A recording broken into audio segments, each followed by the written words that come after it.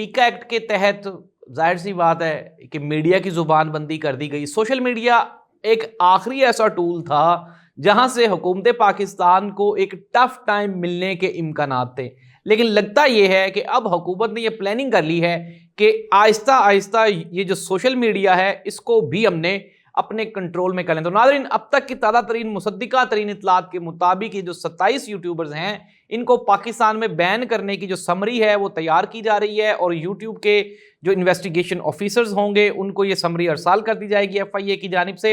अब सवालिया निशान ये है कि आया कि यूट्यूब इसको किस तरह से लेता है। नाज़रीन, यूट्यूब की अपनी भी एक गाइडलाइन है, अपनी भी एक पॉलिसी है। यूट्यूब ये देखता है कि आया कि ये जो कंटेंट है क्या ये यूट्यूब की पॉलिसीज के अगेंस्ट है या नहीं है, ये एक सवालिया निशान है।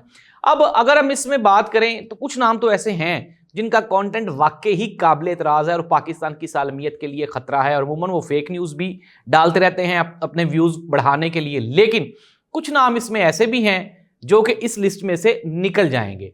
तो ये एक चैलेंजिंग पोजीशन होगी हुकूमत पाकिस्तान के लिए कि आया कि इस हुक्म के ऊपर यूट्यूब अमल दरामद करता है या फिर नहीं करता, क्योंकि मैं आपको बारहा ये बता चुका हूं कि यूट्यूब की अपनी पॉलिसी है। और दूसरा नंबर 2 जो सबसे अहम एक खतरा रहेगा, जो एक चैलेंज रहेगा गवर्नमेंट ऑफ पाकिस्तान के लिए, वो होगा VPN।